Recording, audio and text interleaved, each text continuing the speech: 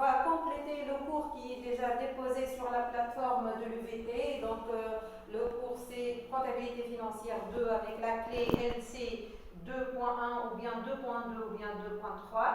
Donc, je vais commencer par le deuxième chapitre, là où on s'est arrêté avant cette vacance de coronavirus. J'espère donc qu'on va reprendre bientôt notre cours en présentiel. Donc, pour les opérations de règlement, je vais essayer de résumer le plus, donc pour que ça soit compris par tout le monde. Donc, on distingue deux modes de règlement, soit le mode au comptant et un mode de paiement à terme ou à crédit. Donc, le mode de paiement au comptant, on distingue plusieurs moyens de paiement au comptant. Les moyens généralement utilisés donc, pour les moyens de paiement au comptant. Donc, les moyens généralement utilisés, ce sont les espèces ou bien des chèques bancaires ou bien le virement bancaire. Donc, on va voir comment on va comptabiliser un moyen de paiement au comptant ou bien un paiement au comptant. Donc, je vais porter au journal au crédit de cette opération, je vais porter la banque ou la caisse et je vais débiter le compte fournisseur pour régler la dette. Donc, le compte comptable c'est 40, 532 ou le compte 54. Je vais mettre les montants au débit qui est égal au montant au crédit pour se conformer au principe de la partie double. Passons maintenant au mode de paiement à crédit. Maintenant, je vais vous expliquer le mode de paiement à crédit.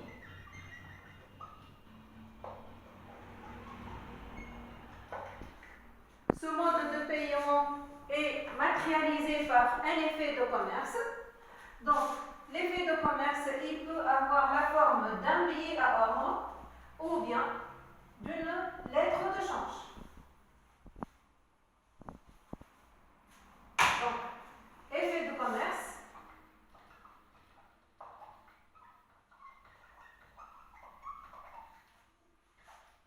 il peut être un billet à ordre, comme il peut être la lettre de change. On va commencer par le billet à ordre. Donc, c'est quoi le billet à ordre? C'est un écrit. Donc, c'est un écrit qui est entre un souscripteur et un bénéficiaire. À l'échéance, donc le souscripteur, il va payer au bénéficiaire le montant dû. Donc, passons maintenant à la lettre de change. Donc, pour la lettre de change, il y a trois parties qui sont concernées. On va voir le schéma suivant pour résumer c'est quoi la lettre de change et comment elle est matérialisée. La lettre de change et comment on va décrire la relation entre les trois parties qui vont intervenir dans une lettre de change. Donc, on a le tireur qui va tirer un effet ou bien la traite sur le tiré, puis il va le passer à un bénéficiaire. Donc, le bénéficiaire, à l'échéance, il va présenter la traite au tiré. Donc, la traite ou bien l'effet, la lettre de change est endossable. Ça veut dire quoi endossable? C'est-à-dire qu'on peut la signer à l'endos et la remettre pour régler quelques dettes. Donc, si on résume l'initiative de l'émission de la lettre de change pour l'effet, pour la lettre de change, c'est le fournisseur. Au contraire, pour le billet à ordre, l'initiative, elle émane du client. Donc, on va voir maintenant quels sont les choix possibles pour un porteur ou bien pour un bénéficiaire de l'effet, comment il va réagir face à l'échéance. Donc, la première question pour laquelle on doit répondre, c'est est-ce que le bénéficiaire va attendre l'échéance ou non? Donc, s'il va attendre l'échéance, donc c'est ça, à l'échéance, il va tout simplement encaisser son effet. Donc, s'il ne va pas attendre l'échéance, donc il y a deux cas de figure qui vont se présenter. Soit il va remettre l'effet à l'escompte, ou bien il va endosser l'effet, c'est-à-dire il va signer à l'endos pour payer un tiers avec cet effet. Donc, je vais vous expliquer ça veut dire quoi la remise à l'escompte. Donc, remettre un effet à l'escompte, c'est-à-dire se le vendre à une banque et la banque, en contrepartie, elle va prélever des intérêts et elle va avoir des commissions. Donc, en tout, ça va être appelé des AGO sur cet escompte-là.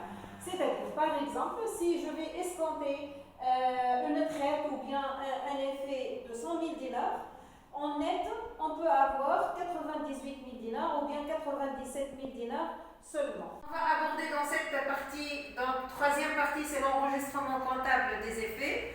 Donc on va commencer par la réception d'un effet. Donc comment on va comptabiliser la réception d'un effet. Normalement, lorsqu'on achète de la marchandise ou bien lorsqu'on vend de la marchandise plutôt, on va recevoir un effet à recevoir de la part de notre client. L'effet, il est dans notre coffre, donc on va le mettre dans notre coffre et on va passer l'écriture comptable suivante. Normalement, il y a une créance client qui doit être diminuée. Donc le client, c'est un compte d'actifs, donc il va diminuer par la partie crédit. Donc on va créditer le compte client ordinaire et je vais débiter en contrepartie. La nouvelle chose qu'on a reçue, c'est le client effet à recevoir par le même montant. Donc pour le compte client, c'est le compte 41. Client effet à recevoir, c'est un compte dérivé du compte client. Donc c'est le compte 413. Donc bien sûr, c'est le même montant. Et pour le liquider, c'est la réception de l'effet. D'accord.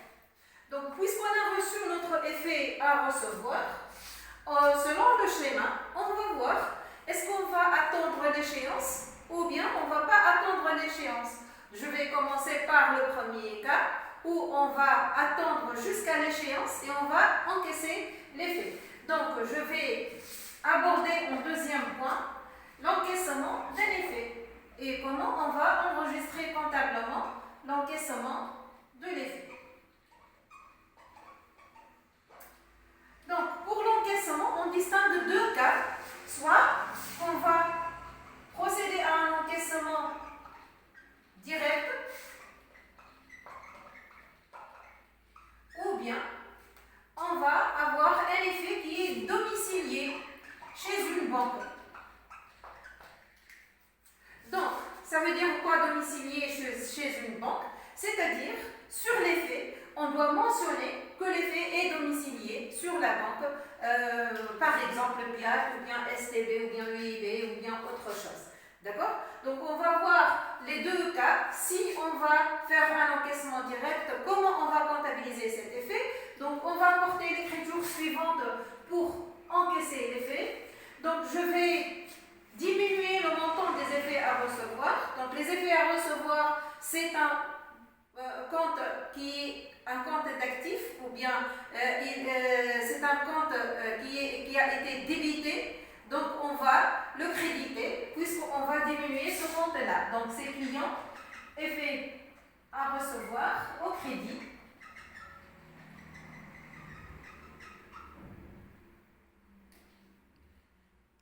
Et pour le débit, la contrepartie, je vais avoir un montant dans mon compte banque et par la suite, la banque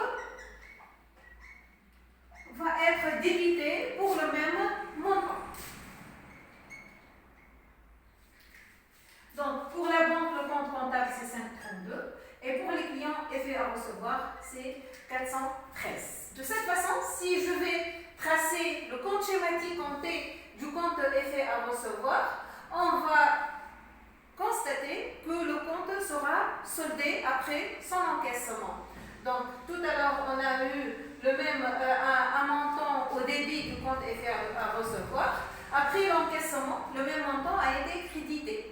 Donc, finalement, qu'est-ce qu'on va avoir comme écriture finale comptable? C'est le client au crédit et on aura le même montant au débit du compte bancaire. Donc, je vais passer maintenant au deuxième cas.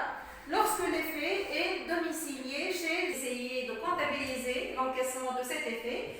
Donc, cet enregistrement se fait en deux étapes. Donc, la première étape, il s'agit de constater comptablement le bordereau de remise à l'encaissement. Donc, je vais créditer les effets à recevoir par la valeur nominale de l'effet et je vais débiter le compte effet à l'encaissement. C'est-à-dire, je n'ai plus d'effet dans mon coffre et je vais avoir cet effet en cours d'encaissement chez la banque. Donc, lorsque l'entreprise reçoit l'avis de crédit, donc le comptable doit passer l'écriture suivante, donc il va annuler ou bien il va contrepasser le compte effet à l'encaissement. Donc, je vais créditer le compte effet à l'encaissement. Et cet effet, il sera traduit en termes d'une somme d'argent qui est déposée au débit du compte banque. Donc, je vais débiter le compte banque. Est-ce que c'est gratuit cette opération de l'encaissement? Bien entendu, cette opération, elle n'est pas gratuite. Donc, la banque, elle va relever des frais sur traite.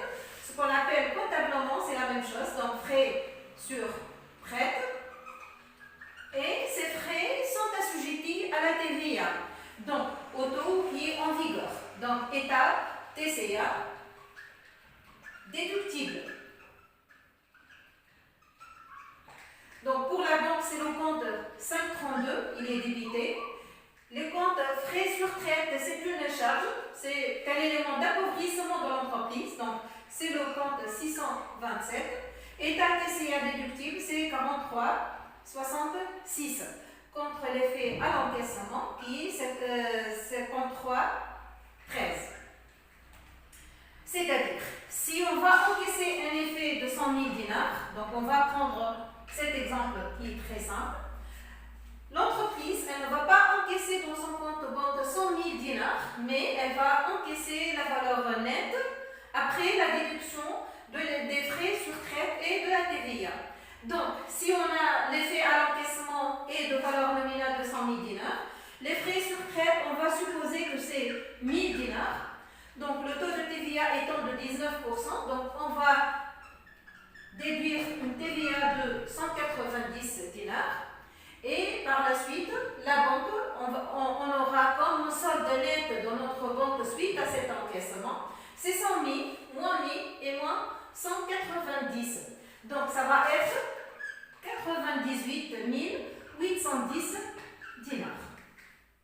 De cette façon, on a enregistré comptablement deux pièces comptables. Donc, la première, je vous rappelle, c'était le bordereau de remise à l'encaissement. Puis, deuxième pièce comptable, c'est l'avis de crédit que l'entreprise a reçu après l'encaissement de son effet. Donc, dans le libellé ici, c'est bordereau, je peux mentionner le numéro ou bien la date. Et ici, dans le libellé, je vais mentionner avis de crédit et je vais mentionner la date de mon avis de crédit. Passons maintenant à la troisième partie, c'est l'escompte des effets.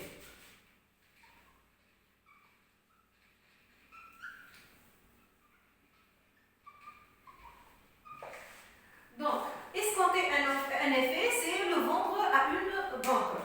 Ça veut dire quoi? Cette escompte ou bien cette vente à la banque. Et la banque, quel est son intérêt pour accepter ces effets à l'escompte? Donc, la banque, elle va vous accorder un crédit à court terme qui va durer, c'est au maximum, je pense que c'est 3 mois ou bien 4 mois. Donc, ça peut s'étaler d'un mois jusqu'à 3 ou bien 4 mois. Et elle va prélever des intérêts et elle va avoir des commissions en contrepartie. Donc, pour l'entreprise, l'entreprise, comment elle va enregistrer cette opération de l'encaissement comptablement. Donc, comme l'encaissement, l'opération de l'escompte se fait en 2 étapes. Donc, la première étape, il s'agit d'enregistrer le bordereau de remise à l'escompte. Et la deuxième étape, elle consiste à enregistrer l'avis de crédit que l'entreprise va recevoir de la banque chez les livres comptables. Donc, on va essayer tout d'abord, avant de commencer l'enregistrement comptable, on va essayer de calculer l'intérêt sur cet escompte, ce qu'on appelle escompte.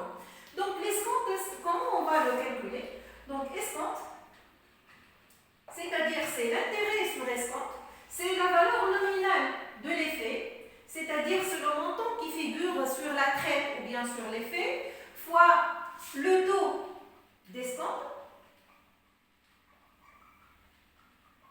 fois N, c'est le nombre de jours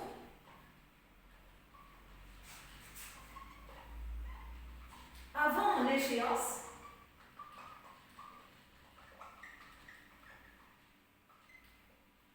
bien sûr, on doit le multiplier par 360 car le taux c'est un taux annuel. Donc avec l'escompte, la banque elle va prélever aussi des commissions.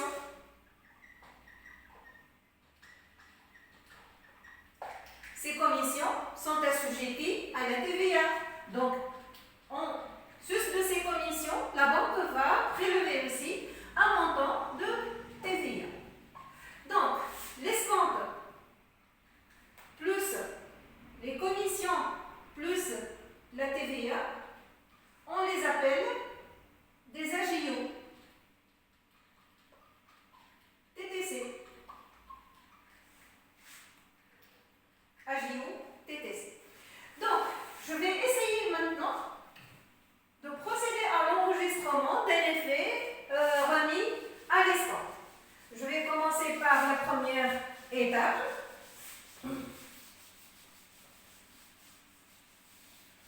On va prendre le bordereau de remise à l'escompte, on va le remplir, puis je vais enregistrer l'opération suivante. Je vais prendre l'effet à recevoir dans mon coffre, donc je n'aurai plus d'effet à recevoir, donc je vais le créditer. Car d'origine c'est un compte de débit, donc je vais le créditer pour annuler ce montant-là. Et je vais faire paraître l'effet remis à l'escompte ou bien effet à l'escompte pour enregistrer que cet effet il est en cours d'être escompté. Donc pour l'effet à l'escompte, son compte comptable c'est 53,14 et les effets à recevoir, bien sûr, c'est 413. Donc dans notre libellé de cette opération qui est relative à la première étape, c'est bordereau d'escompte numéro X.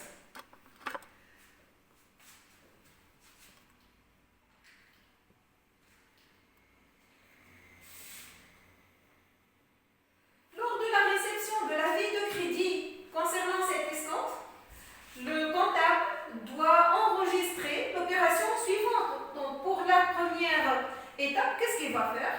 On n'a plus des effets qui sont en cours d'être escomptés, donc je vais contrepasser ce compte qu'on a débité, donc effet à l'escompte. Et la contrepartie, j'aurai une somme d'argent dans mon compte banque, j'aurai des liquidités, donc je vais débiter le compte banque, c'est sans désavoirs.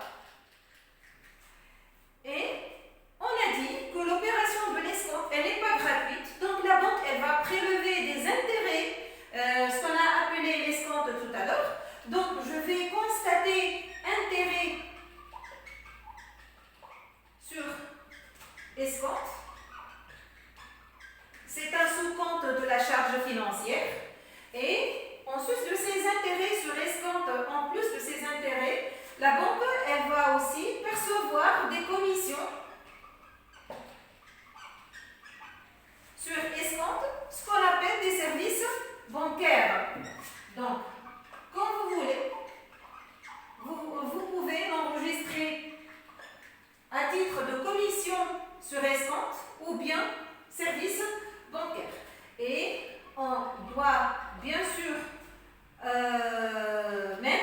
bien débiter le compte état TCA déductible. Donc, je vais mettre le compte comptable ici, c'est la banque. Intérêt sur escompte, c'est le compte 651. Commission ou bien service bancaire. Donc, le compte principal, c'est 627. État TCA déductible, c'est 43,66. Et je vais créditer, bien sûr, c'est le 53,14. Et dans le libellé ici, il s'agit de la pièce comptable, avis de crédit, qui doit être classé, bien sûr, dans notre armoire. Donc, numéro, ou bien on peut mettre la date. Donc, dans le libellé, vous pouvez mettre ce que vous voulez. Le plus important, c'est d'avoir un sens, c'est d'avoir un détail de plus. Donc, si les effets à recevoir s'élèvent à 100 000 dinars, bien sûr, dans mon compte de banque, je ne vais pas percevoir 100 000 dinars en net, mais je vais percevoir un montant inférieur à 100 000 dinars. C'est la valeur nominale moins les AGO TTC. Donc, si je vais avoir un effet d'une valeur nominale de 100 000 dinars, le taux de l'escompte est de 10%. Donc, l'escompte, je vais escompter pendant un mois, c'est-à-dire 30 jours. Donc, je vais calculer comme suite. Donc, c'est 100 000 dinars fois 0,1 fois 30 sur 360. Et on calcule l'escompte, je vais dire, ça va être 1000 dinars, je dis n'importe quoi, donc je n'ai pas fait les calculs. Je vais dire que l'intérêt, il va être 1000 dinars, simplement pour simplifier notre exemple. Donc pour les commissions, je vais supposer que les conditions bancaires de notre banque, c'est 10 dinars pour la commission. Ça va être aussi, donc la TVA, elle est de 1 dinar 900. Faites attention, donc la TVA, elle se calcule sur la base de la valeur des commissions et jamais sur la base des intérêts. Faites attention. Donc les intérêts ne sont pas assujettis à la TVA. Donc pour notre banque, on va avoir le montant restant de 100 000 dinars moins 1011 dinars 900. Ça veut dire quoi? Donc on va percevoir dans notre compte bancaire 98 988 dinars 100. Espérons que les calculs sont corrects. De toutes les façons, le montant qu'on va avoir dans la banque, c'est le reste de la valeur nominale de l'effet moins les AGO en TTC. Donc, on passe maintenant au quatrième point. Il s'agit de l'endossement des effets. Donc, 4. Endossement des effets. Donc, je vous rappelle que l'opération de l'endossement, elle consiste dans la signature à l'endos de l'effet pour régler des dettes fournisseurs ou bien autres. Donc, on va supposer qu'on a des dettes fournisseurs de l'ordre de 1000 dinars. On n'a pas assez de liquidité pour régler notre fournisseur. Donc, je vais essayer d'endosser une traite. Donc, j'ai des effets à recevoir, un effet à recevoir dans mon coffre, c'est-à-dire c'est une traite, dont l'échéance est le 31 décembre et nous sommes encore au 31 juillet ou bien 31 août, qui est d'une valeur de 900 dinars. Notre fournisseur souhaite être payé, donc je vais lui endosser cet effet. Donc comment je vais enregistrer comptablement cette opération? Donc cette opération de l'endossement de l'effet, elle va résulter au changement de deux comptes comptables. Tout d'abord, je n'aurai plus d'effet à recevoir dans mon coffre. Donc la première chose à faire, c'est de créditer le compte effet à recevoir. Pour quel montant? C'est pour le montant de l'effet qui est de 900 dinars. Donc le compte 413 sera crédité de 900 dinars. Pour régler ma dette fournisseur, je dois prélever de mes avoirs en banque Donc je vais créditer le compte banque pour 100 dinars. Et de ce fait, mon fournisseur ne me doit plus la somme de 1000 dinars. Donc je vais contrepasser le compte fournisseur qui est d'origine un compte de passif, donc fournisseur d'exploitation pour 1000 dinars.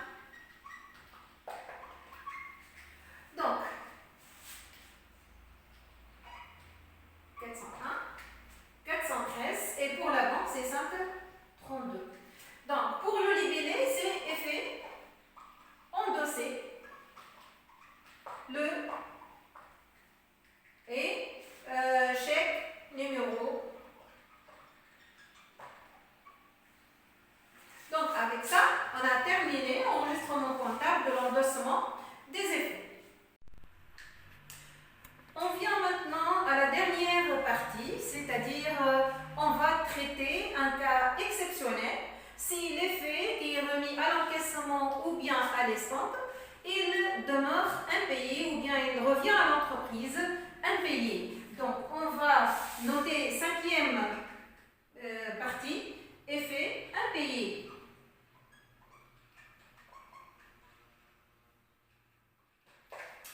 Donc, comment je vais enregistrer comptablement cet effet qui est impayé? Tout d'abord, il faut comprendre lorsque l'effet il est encaissé et à son échéance, on ne trouve pas assez de fonds dans le compte du tiré. Donc, la banque, elle va prélever des commissions sur cet effet impayé. Donc, on va traiter ensemble cette opération comptable. Donc, pour l'effet qui revient impayé pour l'entreprise, qui a été auparavant remis à l'encaissement. Donc, on va créditer le compte effet à l'encaissement.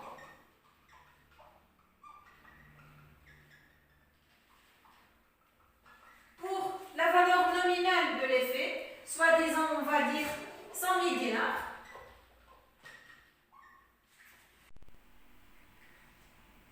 Et en contrepartie, j'aurai dans mon coffre de nouveau mon effet, mais sous forme d'un effet impayé. Donc, je vais débiter le compte client, chèque et effet impayé.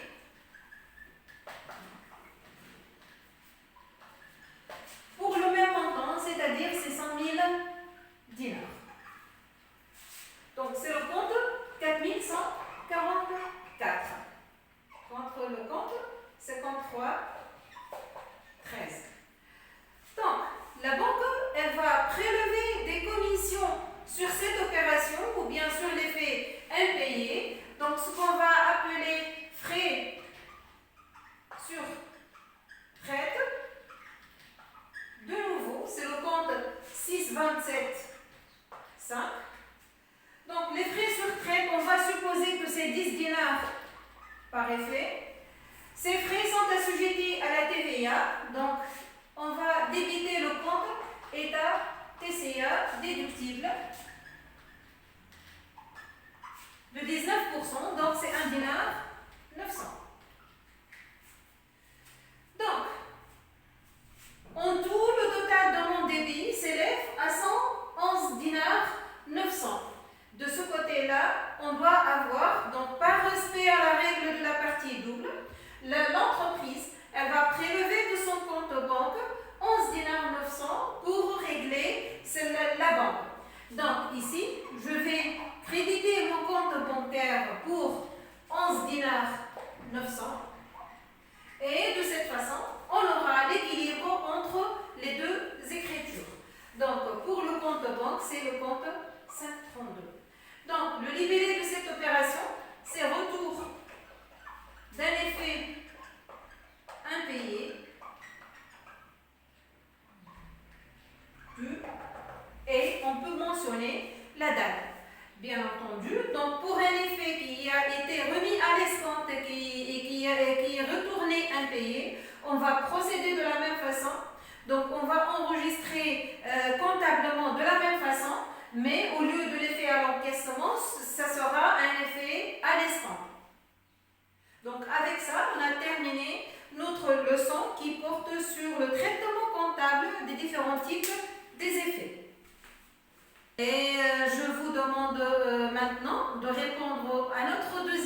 TD. Donc TD qui porte sur les différents cas de comptabilisation des effets. Et j'attends vos questions et votre interaction sur le forum de discussion dédié à cette leçon. Bon travail. Allez, bye bye.